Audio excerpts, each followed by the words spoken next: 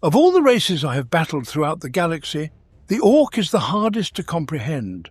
They wage war with machines that should not work, care little for strategic gains, and are just as likely to slaughter each other as the enemy.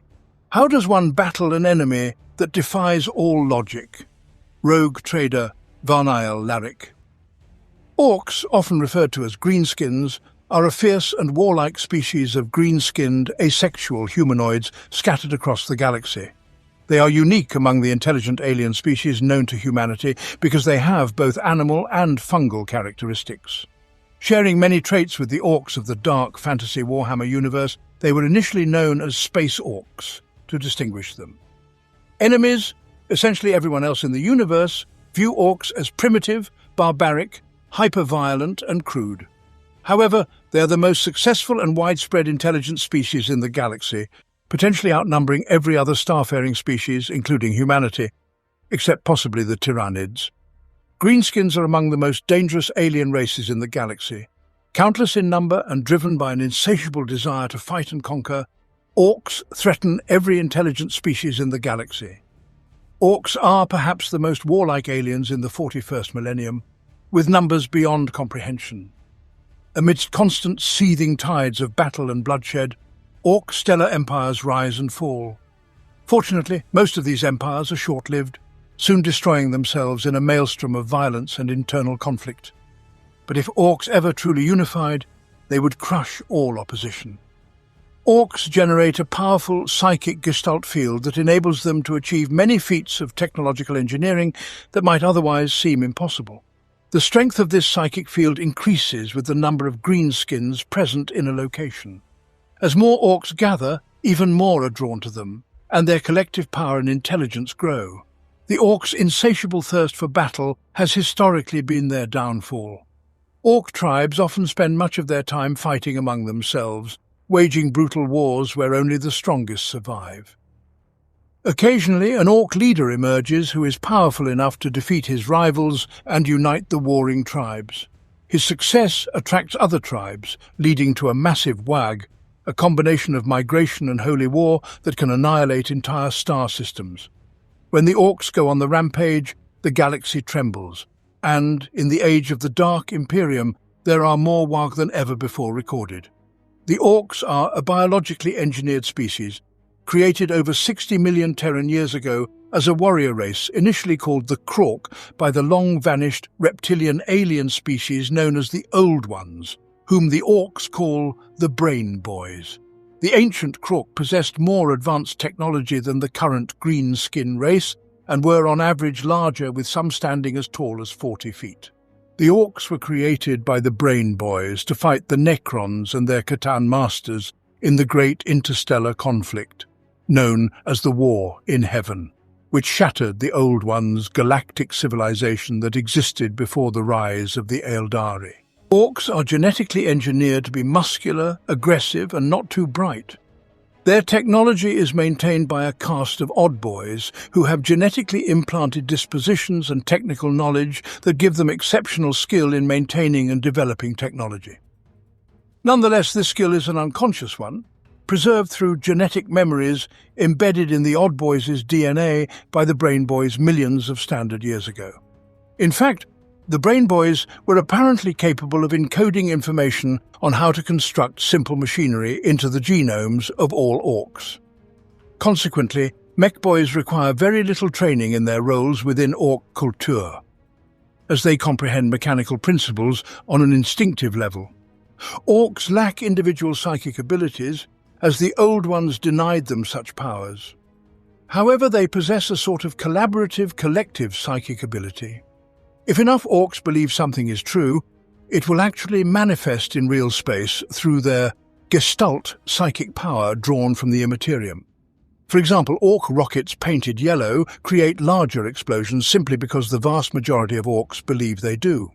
This is also why much of the Orks' seemingly ramshackle technology inflicts terrible damage in their hands, but ceases to function when used by other intelligent races. When the Emperor of Mankind revealed himself to humanity following the long night of the Age of Strife in the early 30th millennium, he unified war-torn Terra for the first time in millennia. After conquering Terra, he aimed to extend his great crusade to the stars. Having laid the foundations of the Imperium of Man, he launched his massive armies into the galaxy, seeking to bring all human-settled space under a unified stellar empire. During these early conquests, many Imperial expeditionary fleets encountered the greenskin menace, a violent xenos species named Orks by the early Imperium. Within the Telon Reach was an Ork empire rivaling the one centered on Ullanor, with the scrap world of Goro at its core. The Ork tech caste, the Mech Boys, dominated the Orks of Goro and made the world their own. The dominant tech caste on Goro seemed fascinated by a unique form of plasma technology. Capable of generating destructive yields of terrifying potency, these plasma weapons significantly hindered the Great Crusade's advance across the Telon Reach. The Emperor decreed that Goro must be destroyed. When a 1,000-strong fleet of warships emerged from the warp above Goro, the Emperor himself gave the order to commence the assault. Horus, Primarch of the vaunted Lunar Wolves Space Marine Legion and the Emperor's favoured son, stood at his side watching as tens of thousands of assault craft spread out from the fleet. The Lunar Wolves teleported into the scrap layers beneath the planet's surface, forced to hollow out Goro from within due to the planet's high resistance to orbital bombardment. Leading the charge were the Emperor and Horus, accompanied by a guard of black-armoured Justerin Terminators from the Lunar Wolves' First Company and the golden-clad warriors of the Legio Custodes. As the Space Marines attacked, the Ork resistance was near overwhelming. The Orks of Goro were enormous and augmented with scavenged bionics, some standing taller than dreadnoughts and wielding weapons that easily pierced Astartes' power armor. At the height of the battle, the Orks' fury separated the Emperor from his guards. Alone, he slew hundreds of Orks until a blast from an Ork plasma weapon weakened his defenses, allowing an Ork leader to seize him. The creature's strength was immense, buckling the Emperor's golden armor. As the creature's grip tightened around the master of mankind's throat, Horus stormed through the chaos and severed the Ork's arms with a single blow. Together, father and son led their forces deeper into the vast sphere of scrap until they reached Goro's center. The Emperor worked to collapse the self-sustaining plasmasphere that powered much of the world's scavenged Ork technology and contained a warp-fold envelope, causing Goro to implode into the warp. The Emperor succeeded, and without its power source, the scrap world collapsed in on itself. All that remained was a hollow shell of rusted metal around an empty void, marking the death of the great Ork Empire of Goro. The Ullanor Crusade was a massive imperial assault on the Ork Empire of Overlord Urlak Uruk during the Great Crusade, occurring in the final year of the 30th millennium. The capital world of this Ork Empire, where the final assault took place, was located in the Ullanor system of the Ullanor sector. This sector had long been dominated by Urlak Uruk's greenskin pocket empire. The Crusade saw the deployment of 100,000 Space Marines, 8 million Imperial Army forces, and thousands of Imperial starships and their support personnel.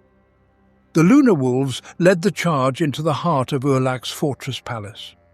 At the height of the assault, Horus, accompanied by a retinue of Lunar Wolves Terminators from the elite First Company, confronted the massive Ork warlord and his 40 Ork Nobs retinue. Horus charged into the Nobs, tearing them apart with his lightning claws until he finally faced the Ork overlord himself. Urlak was no match for Horus's skill and supernatural power. After crippling his enemy, Horus hoisted Urlak's broken body onto the roof of the greenskin palace and threw it screaming from the battlements to fall among the Ork horde still assaulting the lower levels. Seeing their leader defeated, sent panic through the greenskin forces, causing them to retreat from the Terminators. However, the fleeing mobs found no escape as the outer walls had been breached by the attacking Lunar Wolves, turning the day into a slaughter. In the Overlord's chamber, Horus found every Ork and Terminator dead, except for the gore-drenched first captain of the First Company, Ezekal Abaddon, surrounded by crushed and broken Ork bodies. The Ullanor Crusade marked the pinnacle of the Great Crusade's effort to reunite the scattered colony worlds of humanity. The Orks of Ullanor represented the largest concentration of Orks ever defeated by the Imperium of Man's military forces before the War of the Beast and the Third War for Armageddon in the late 41st millennium. The War of the Beast, also known as Wog the Beast, was a colossal orc wave that threatened Terra itself in the mid-32 and millennium, ending the prosperous period of Imperial history known as the Time of Rebirth. This invasion was led by the enigmatic warlord known only as the Beast. The orcs of this horde rampaged across the Imperium on an unprecedented scale, beginning in the year 544 of the 32nd millennium. The attacks grew in number, becoming the largest greenskin invasion the galaxy had ever known, surpassing even the one defeated by Horus of the Lunar Wolves on Ullanor during the Great Crusade, which earned him the title of War Master. Nothing was safe from the Orcs' primal urge to conquer the galaxy, and the War of the Beast became the largest conflict the Imperium had fought since the Horus heresy. The Orcs' widespread advance was only halted in the year 546 of the 32nd millennium, when the Imperium resorted to the most extreme and desperate measures to invade the Orc homeworld of Ullanor Prime and eliminate the Beast. This war inflicted terrible costs upon the Space Marine chapters of the Adeptus Astartes and the other military forces of the Imperium. However, it also led to the creation of the Ordo Xenos of the Inquisition and the Death Watch chapter of veteran Space Marines, tasked with ensuring that no Xenos threat to human dominance of the galaxy ever grew so great again. Orc physiology is fascinating and terrifying in equal measure, demonstrating inhuman degrees of resilience to the point where they can withstand seemingly fatal wounds with little apparent long-term consequence. Indeed, Orcs witnessed suffering fatal wounds in the midst of heavy fighting have often been observed again several days later, larger and stronger than they were before their injuries, and with no sign of those wounds save for some largely superficial scarring. Janitor Aurelius Thos, Adeptus Mechanicus xenobiologist. Orcs are large, heavily muscled, bestial humanoids with green skin and red blood, a result of their symbiotic relationship with fungi. The orcoid physique is incredibly robust, allowing them to withstand immense punishment. Orcs feel remarkably little pain even from severe wounds, enabling them to continue fighting even when grievously injured or technically dead for a short period. This resilience is fortunate given their medical specialists, known as pain boys, operate with a level of surgical knowledge comparable to the 19th century AD. Unlike humans, orcs can survive being beheaded, having their heads sewn onto different bodies and returning to battle. Some who study these alien brutes from a distance believe this contributes to the greenskins' ultra-violent sense of humor. Since pain and fear mean little to them, they find the reactions of their weaker foes, screams of terror and fear, highly amusing, often mistaken for laughter by the orcs and their snickering kin. The greenskin regenerative process is so powerful that an orc hacked to pieces can be stitched back together, bewildered but ready to fight again. Only the most grievous wounds will incapacitate an orc for long, and burning them to ash is reputedly the only way to ensure they are truly dead. A typical orc stands about the same height as an average human male, though he would be much taller if he stood up straight instead of his usual hunched posture. Their frame is extremely muscular and solid, with long, heavily muscled arms and knuckles nearly scraping the ground. Their gnarled hands end in taloned fingers capable of tearing an enemy's throat out effortlessly. An orc's skin is green and tough as leather, covered in scars, scabs, pockmarks and parasites. Their skulls are extremely thick, able to withstand impacts that would crush a human head. Heavy brows shade their blood-red eyes, burning with the desire to kill.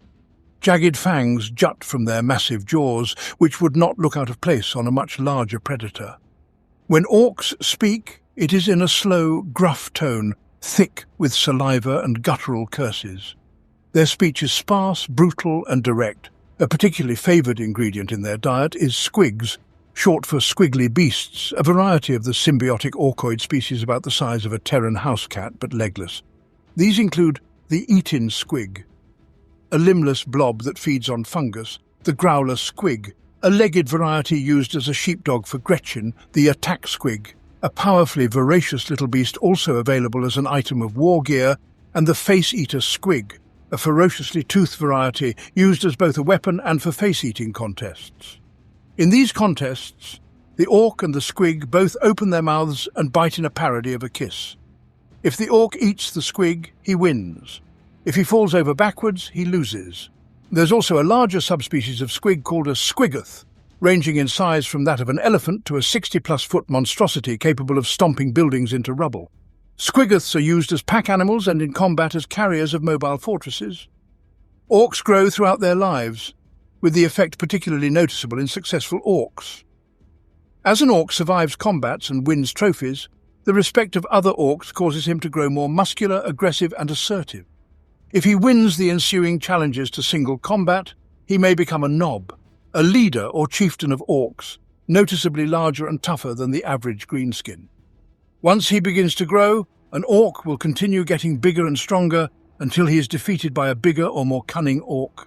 War bosses and warlords, rulers of continents and entire orcoid empires, are exceptionally large orcs. Flash gits, however, are a special elite type of orc, typically armed with big shooters. Flash gits are obsessed with polishing their guns and are much larger than an average orc, likely nobs who have gathered into a group based on common interests. Orc physiology is a complex fusion of two symbiotic organisms, genetically linked by their original creators. One strain is similar to a terrestrial animal, while the other resembles algae or fungus living within the former's bloodstream and skin. An orc's animal cells contain the genetic information specific to the individual's orcoid subspecies. However, the fungoid component holds the genetic information for all the various orcoid types, including different odd boys, and aids in wound healing by providing additional biochemical energy through biosynthesis when needed. Orc biology is well suited for combat. They are incredibly strong and tough and are naturally good fighters, always eager for a brawl. There are two main theories about why orcs have this unique hybrid fungal-animal physiology. One theory suggests they were adapted by their masters, who were actually the present-day snotlings. These diminutive aliens gained intelligence from consuming a particular species of mushroom spread across the galaxy with their less intelligent orc slaves, and were deemed stupid again when the orcs consumed all traces of the mushroom, which only grew on their home planet. The more recent imperial theory posits that orcs are the Krork, created as a warrior species by the Old Ones, referred to in orc legend as the Brain Boys, to fight the Necronter and the Catan. The fact that an entire ecosystem can be built from orcoids and their war readiness from birth suggests this theory is more likely. Early versions of this theory by the Imperial Magi biologists proposed that the Brain Boys were an orcoid subspecies, like the Orks and Gretchen, but most Imperial experts now believe the Brain Boys were the reptilian Old Ones, who also created other psychic species like the Eldari and Jokaro during the ancient war in heaven. The Brain Boys apparently became extinct or disappeared from the galaxy for unknown reasons during the war in heaven. This theory holds that before their demise, they genetically engineered orc DNA to include a technogene. This gene develops in orcs as they grow, influencing their minds and releasing genetically encoded knowledge. Similar to how a human baby will instinctively hold its breath underwater or a horse can walk shortly after birth, an orc's technogene provides information on how to fight, operate weapons, and speak the orc language. Orc oddboy specialists, such as mech boys and pain boys, are the mechanics and surgeons of orc society and receive their knowledge through these technogenes. This theory suggests this was a deliberate measure to ensure the orcoid race's survival in a hostile universe. As noted, theories abound that orcs harbour genetic traits of both animal and fungal life forms, giving them their remarkable resilience. Imperial scholars suggest the green coloration of orcs could be due to some form of algae or green fungus that permeates their cellular makeup. Such a substance could rapidly repair damaged tissue, contributing to the orc's extremely durable metabolism. Observers of other species who support this theory point to the well-known fact that an orc's head can remain alive for some time after being severed from the body. Indeed, Operations to reattach these heads are a staple of many painboys' practices, with staple being quite literal. Despite the many questions surrounding the greenskin species, one indisputable fact is their relentless bloodthirstiness. An orc invasion is likened to an incurable disease by the Imperium scholars. Once a world or star system faces an orc attack, it will be ravaged repeatedly until it finally withers and dies. Even as a world's defenders celebrate their first victory over the orc invaders, new tribes of greenskins will be multiplying in the dark corners of the victorious world. Simultaneously, orc survivors will carry news of the fight through the void, spreading tales of the good battle a particular world put up. Eager to join the fray, fresh waves of orcs will soon descend upon the horrified defenders, often before the damage from the previous orc incursion has been repaired. These attacks will escalate in severity, with waves of greenskins from space supplemented by tribes rising from the world's wilderness.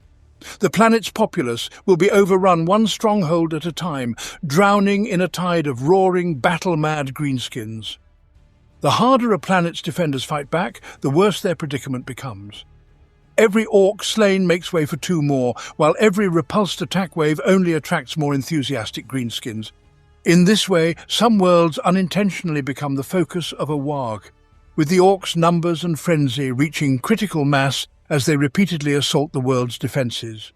Eventually, the pressure from orc invaders becomes insupportable, leaving defenders with two choices: stand and fight to the last or flee with whatever they can salvage, abandoning their stricken world to the orcs. Subject species orc. Height is 7 feet 2 inches. Which is approximately 10 inches above the observed average. Weight is 360 pounds, consisting mostly of dense skeletal structure and musculature, and about 31% above the observed average. Epidermal layer is thick and lacking in nerve endings compared to the human norm. Pain response is less than anticipated, demonstrating extreme tolerance for discomfort. Previous test has awakened the subject and it now attempts to free itself. Muscle relaxant administered to reduce disruptive motion at 460% of human standard dosage. Tolerance for chemical influences is considerable. Preparing to open the chest cavity. Genator Aurelius Thos, Adeptus Mechanicus xenobiologist.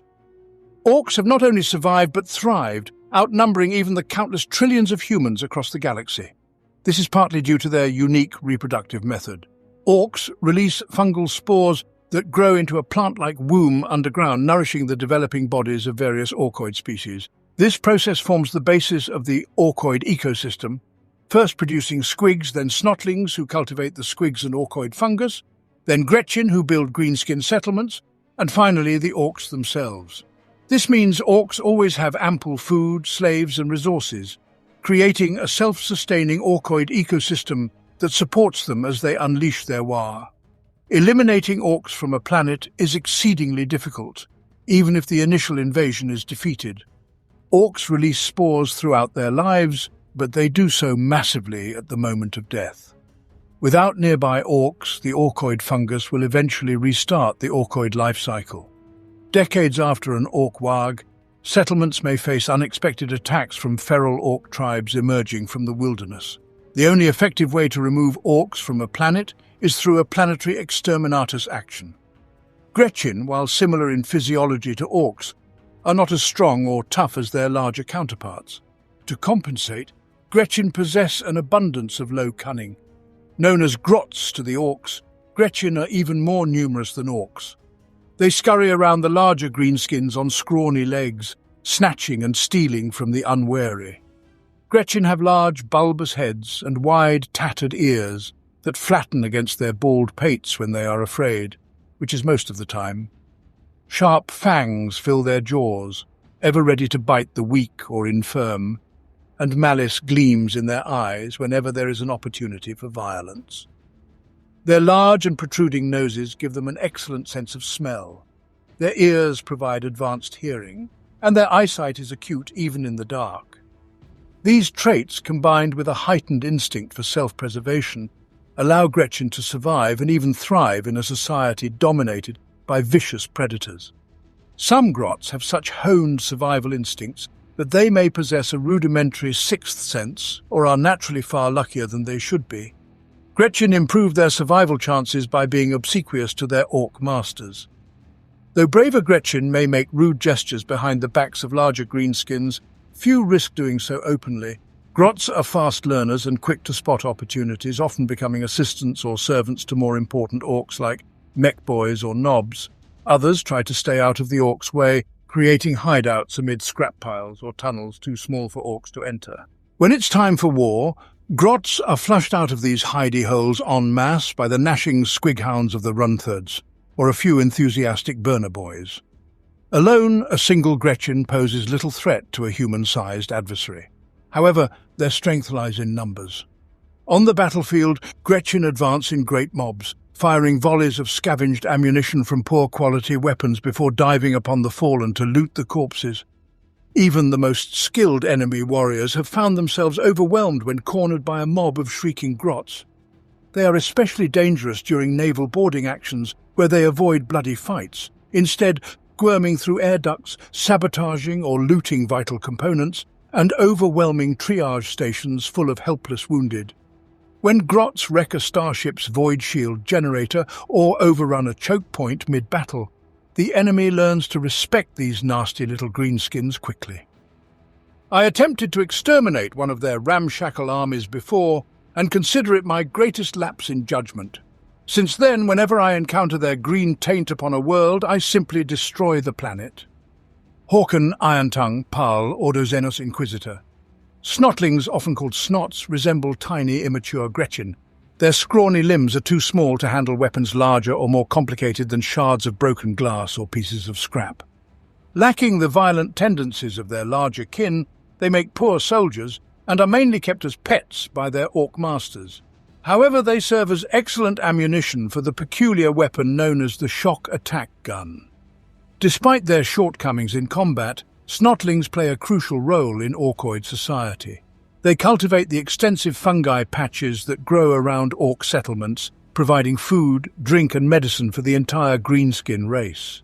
Snotlings also tend to the ferocious squiggly beasts that inhabit the orc cesspits, known as the drops. Their natural affinity with these creatures is far greater than that of other greenskins.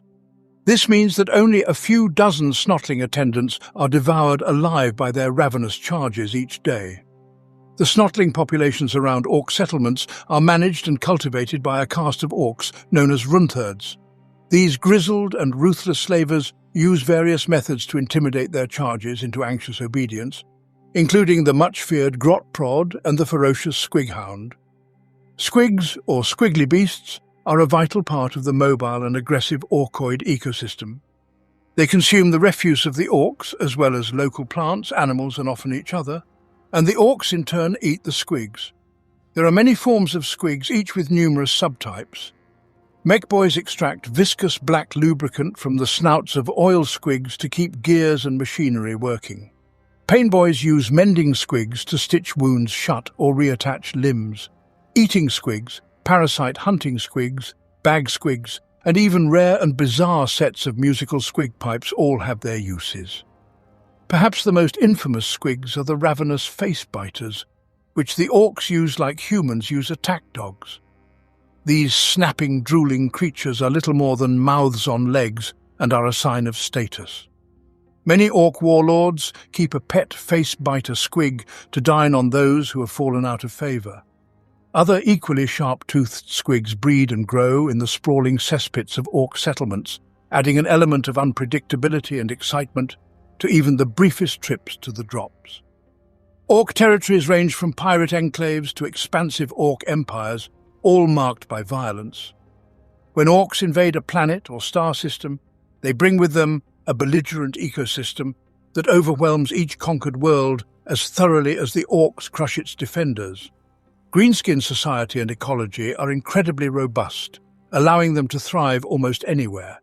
As a result, their settlements can be found scattered across the farthest corners of the galaxy. The Imperium has encountered orcs and their kin living and even thriving in extreme environments such as toxic death worlds, newborn planets with intense volcanic activity, depressurized abandoned orbital platforms, Drifting ice flows, irradiated asteroid fields near active stars, corrosive chemical swamps, lightless nightmare worlds teeming with horrific predators, and the bombed-out remains of planets subjected to exterminators.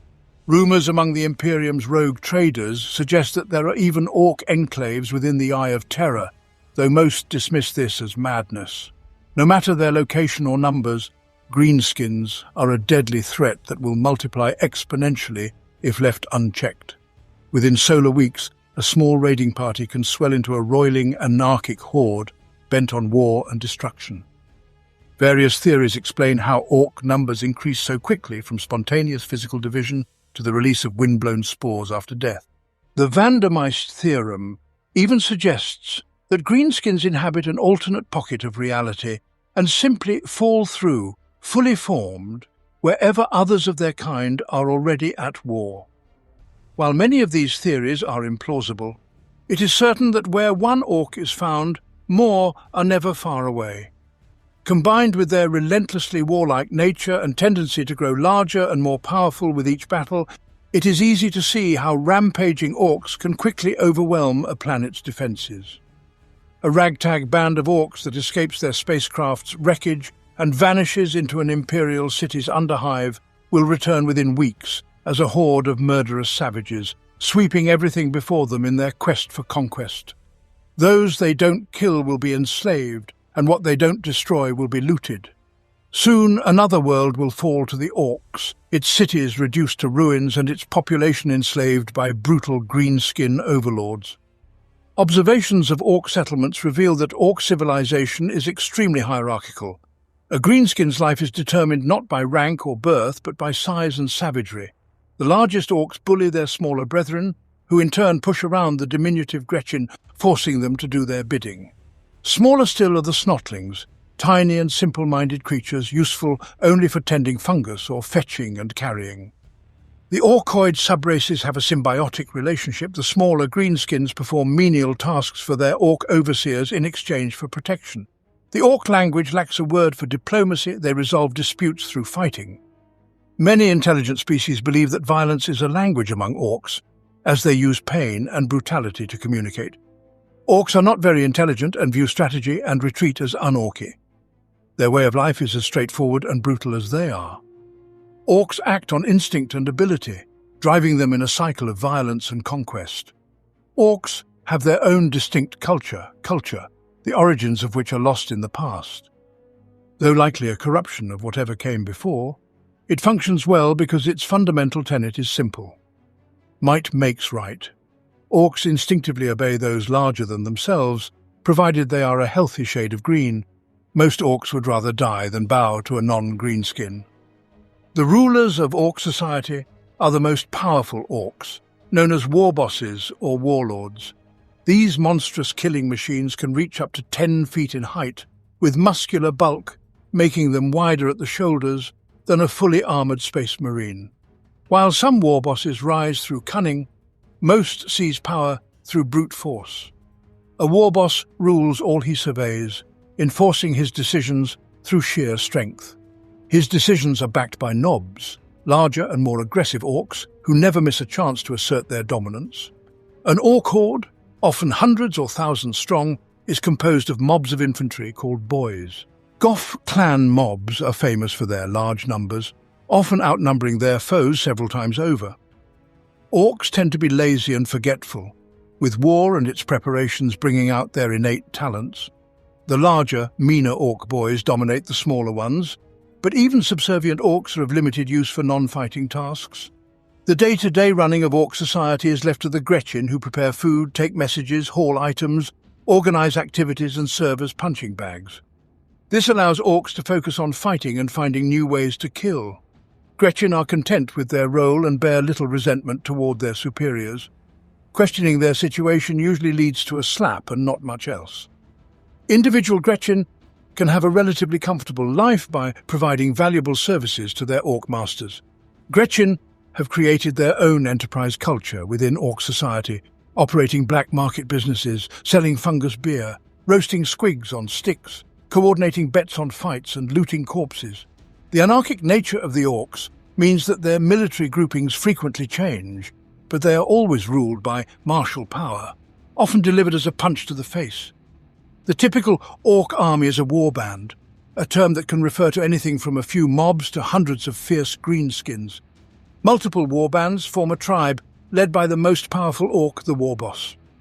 Each warband is commanded by its own warboss or another especially violent orc, while the monstrous warbosses known as warlords are so powerful that their brutal command is respected by many tribes.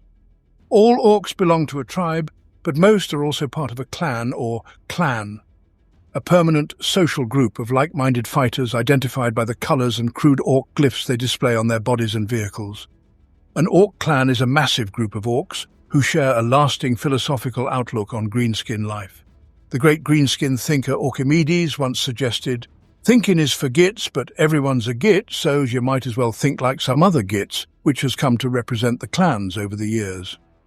Each clan is not a true community, as they are scattered throughout the galaxy and comprise many different tribes. However, they form the foundation upon which all orcs build their existence. While orc tribes are constantly changing, breaking apart and reforming, clan ties are more stable and enduring. Orc clans represent the various aspects of orcish character, each with its own colours, markings, defining characteristics and ways of waging war. It's possible that an orc's clan affiliation might be partly genetic, as members of the same clan often share physical traits that distinguish them from members of other clans. For instance, bad moons have a faster growth rate of their teeth. An orc tribe typically includes orcs from many different clans. So when tribes fight each other, orcs often find themselves battling foes from their own clan. This is normal since an orc's allegiance is to his warband or tribal warboss rather than his clan. Despite this, interclan rivalry is intense within most orc tribes. Orcs are an incredibly anarchic race. Their armies and settlements appear disorganized to outsiders. Yet, orc society is governed by rugged traditions that no greenskin would ever consider changing. Orcs thrive on conflict. The strongest rise to the top, while the weak become subservient and benefit from the superior leadership and head-kicking skills of their conquerors. To an orc, this state of affairs is perfectly satisfactory. If an orc tribe is defeated by a stronger tribe, the defeated orcs welcome the opportunity to be led into battle by a new, more powerful leader. A tribe includes all orcs in a given location, regardless of their cult or clan affiliation, because ultimately an orc is an orc, and they will always unite against a common foe. Each tribe is led by a warlord whose authority and power hold this loose confederation in check and prevent civil war between rival elements. Tribes can range in size from a few hundred orcs to a few million, depending on the war leader's influence. Since a warlord cannot be everywhere at once, tribes are divided into warbands, each led by a factional leader called a warboss. Each warboss commands a warband of about 100 orcs, forming a rough and ready army capable of taking on almost any foe. Most warbands have a core of orc boy infantry, but they vary greatly from one to the next.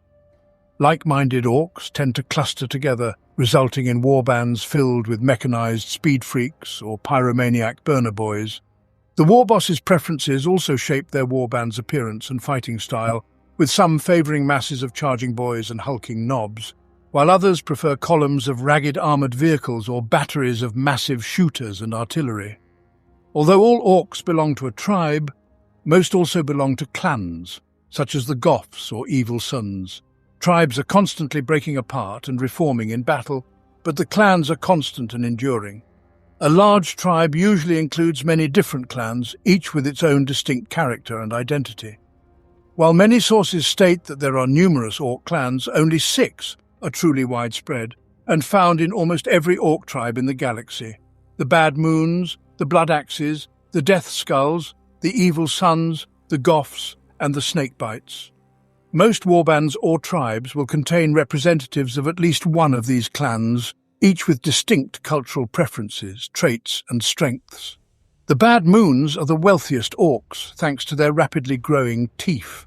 This isn't seen as an unfair advantage, as any sufficiently big and nasty orc can simply knock the teeth out of a Bad Moon's head. The Bad Moons act as the merchant caste in Orc society and are known for their showiness. They are constantly buying, selling, swapping and conning to accumulate more teeth.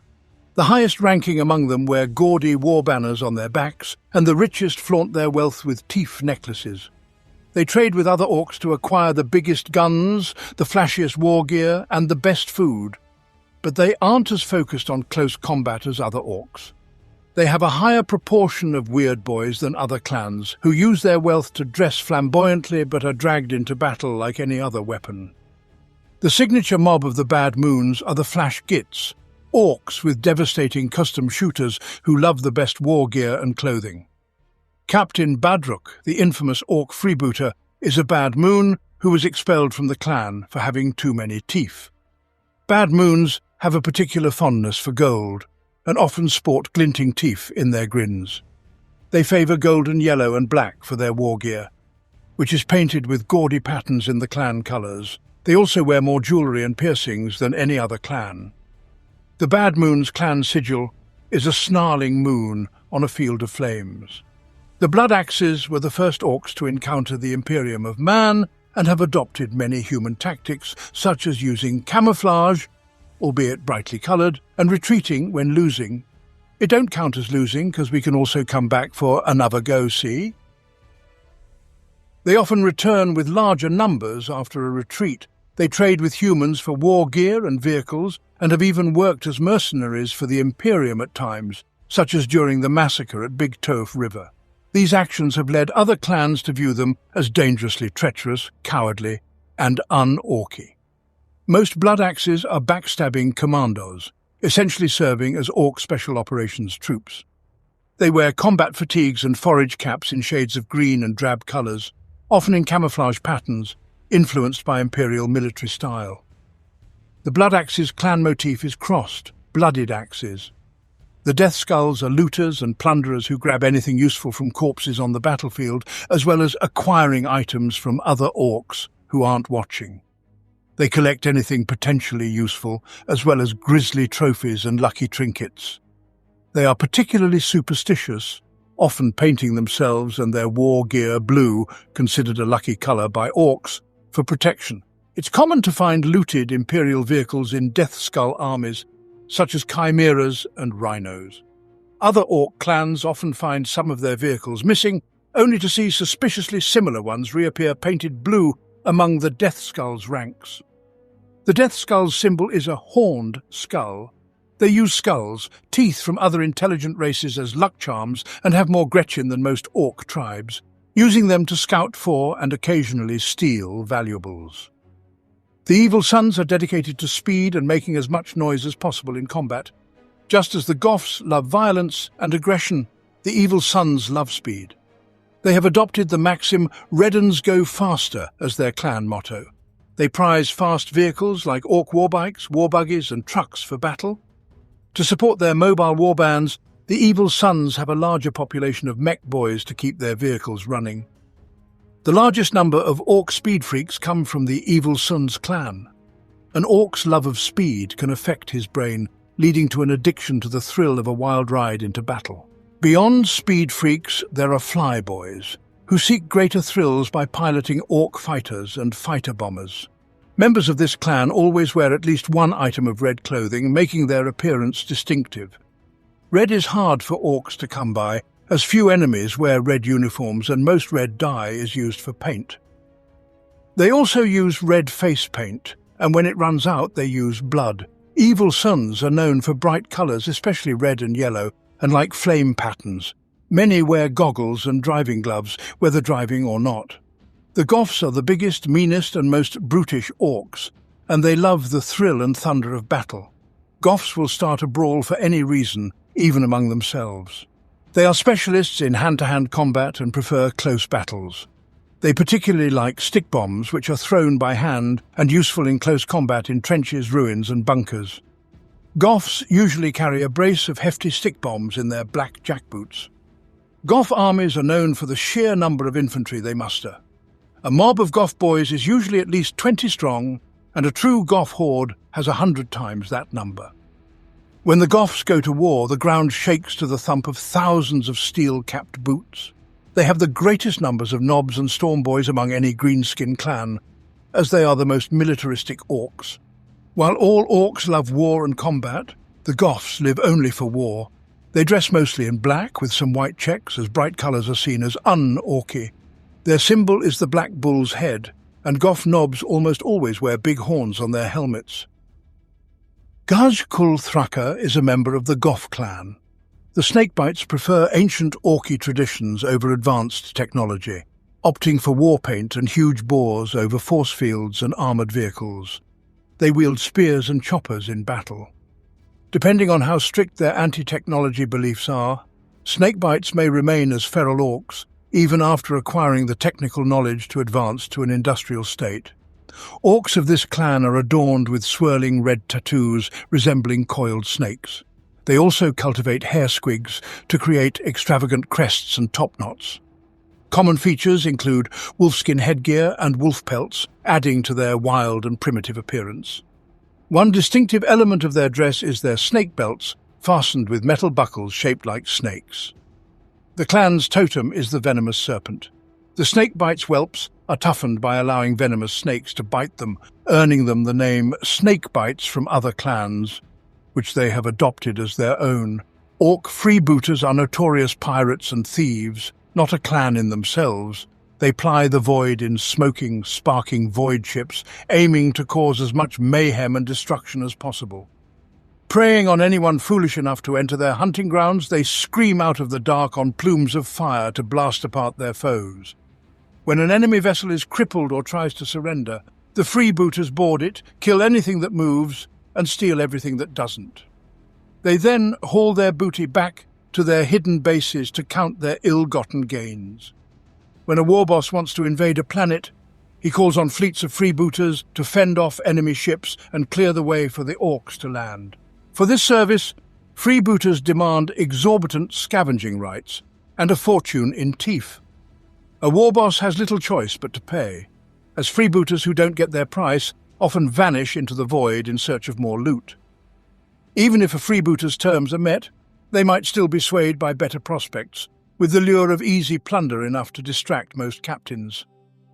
Whether fighting alongside a wag or raiding planets and stealing ships, freebooters often become disgustingly rich, leading many to become flash gits. While not all freebooters are flash gits, all flash gits eventually become freebooters. Arrogant and boorish, a nob who fancies himself a flash git often alienates himself from the rest of his tribe. Whether due to self-aggrandizement, eating the local Big Mec's favourite grot oiler without permission, or flaunting a bigger, shinier shooter than the warboss, a flash git usually finds himself ejected from his tribe. When a whole band of nobs gets ideas above their place within the tribe, it can lead to bloody infighting, often resulting in a mob of newly freebooting flash gits departing.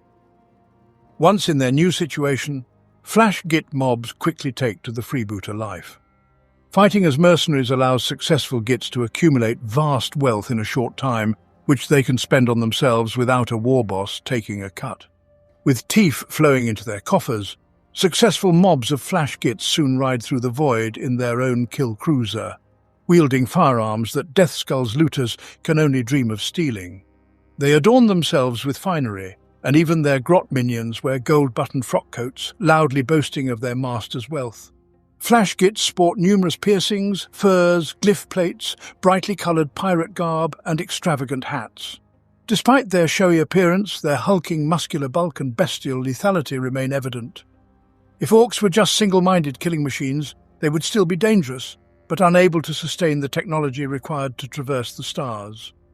Gretchen, though obedient if beaten regularly, are not inventive enough to maintain advanced weaponry or patch up casualties. These technical demands are met by a caste of orcs known as odd boys. Though strange to humans, these odd boys possess an innate understanding of their fields without needing instruction. A mech boy knows how to create engines and plasma generators without being taught, and a pain boy instinctively knows which squirty tube connects to which wriggly bit when operating on a patient. If asked where this knowledge comes from, an odd boy might say it was in his blood all along. It seems possible that orcs' abilities to build machines practice medicine, or use psychic powers are passed down biologically. No imperial studies have successfully determined how this process works, but it is likely that the knowledge is genetically hardwired into orcs, possibly a legacy from their legendary brain boys. As an orc matures, his latent knowledge becomes apparent, leading him to assume the role in orc society for which he is best suited. Orcs lacking genetic specialist knowledge join the vast throng of boys content with a life of murder and mayhem. Here is a list of the most common odd boys found within orc society. Pain boys, also called mad docs or simply docs, are tasked with repairing injuries even beyond the regenerative abilities of orc physiology, such as severed limbs and brain damage. They use stabby bits as their medical tools.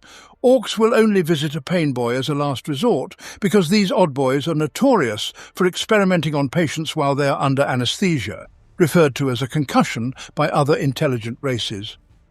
Pain boys attach crude bionics to orc patients created by mech boys, although they sometimes replace the wrong body part. This can be distressing for a patient who receives an exploding leg instead of a fixed arm. High-ranking pain boys are known as pain bosses and often have cyborg bodyguards. Orcs are surprisingly resilient, surviving even after having their arms, legs and heads swapped around. Herders are odd boys skilled in trapping and caring for squigs. Common among clans of wild boys, herders are rarely seen on the battlefield in orc warbands beyond the feral stage, as their roles become obsolete with the advent of vehicles. Mad boys are orcs whose minds did not develop properly or who have sustained brain injuries. Physically identical to other orcs, they wear outlandish clothing and carry everything from rusty buckets to stuffed squigs into battle, proving their uniqueness. Mad boys often form informal retinues for weird boys and live apart from other orcs in small shanty towns. They are considered lucky, their presence a sign of good fortune, though they can cause inconvenience, such as holding impromptu shouting contests or throwing stick bomb pins at enemies. Mad boys are a potent battlefield asset, confounding foes with their unpredictable behavior. They might tear apart an infantry platoon with their bare hands or pick snot grubs out of each other's noses. Mech boys, also known as mechaniacs or simply mechs, are odd boys who serve as engineers, building all the weapons, vehicles and advanced technology used by the greenskins. Mech boys are crucial for orc speed freaks, maintaining the many bikes and vehicles used by orc warbands. The most skilled mech boys are called big mechs, who lead groups of lesser mech boys armed with a variety of greenskin custom equipment and combi weapons. Sometimes big mechs lead entire warbands or war with a large amount of unconventional orc weaponry. A big mech's mastery of technology is unrivaled among orcoid races, often seen generating a custom force field to protect himself and his creations. A big mech leading a greenskin wag is known as a mech boss. Wild boys are orcs driven to explore rather than fight, seeking out deep jungles or arid deserts where survival is challenging. If they endure and multiply, these remote orc tribes may degenerate into savages known as wild boys. Some return to their parent warband, learning about orc culture and taking their place in warrior society, exchanging spear and axe for slugger and chopper. If their orc ancestors have been driven off or slain, they develop into feral orcs. Initially posing little threat, feral orc tribes grow and breed larger squigs, riding great tusked beasts into battle. Through constant conflict, wild boy enclaves mature into fully fledged orc warbands, eventually spawning new wild boys. Pig docs are a unique class of odd boy, combining the roles of doc and mech. Though not as skilled as either individually, they are found in feral orc tribes, tending war boars ridden into battle by primitives. In battle, they provide doping to increase the ferocity of both beasts and orcs. Runtards, also known as slavers, are odd boys with the patience to care for their clan or warband's Gretchen and Snotlings. They wield whips, grabber sticks, and grot prods, leading Gretchen mobs into battle, or ordering Gretchen crews of big guns. They use squig hounds to eat errant grots in battle, increasing the morale of Gretchen mobs. Runtards can also own slaves from any intelligent race except the Necrons. Speed freaks are orcs addicted to the sensation of speed, banding together in mobs and warbands full of buggies, bikes and trucks. They belong to the cult of speed and are known for their red-painted vehicles as "the red ones go faster." Due to the many vehicles in each warband, they often have several mechs to keep them running. Sometimes a warband of speed freaks is led by a big mech instead of a warboss. Weird boys are orc psychers who draw power from the wag rather than the warp. However, absorbing too much power can cause their heads to explode, resulting in a psychic backlash that can affect other orcs. Weird boys avoid combat but are often forced into it by warbosses who value their ability to cast green flames and lightning. Some weird boys become addicted to the power and seek out battles known as warp heads. Other odd boys include some boys, orc teeth bankers, yellers, orc priests of Gork and Mork, and brew boys, cooks, all of whom play important support roles in orc culture, though not on the battlefield.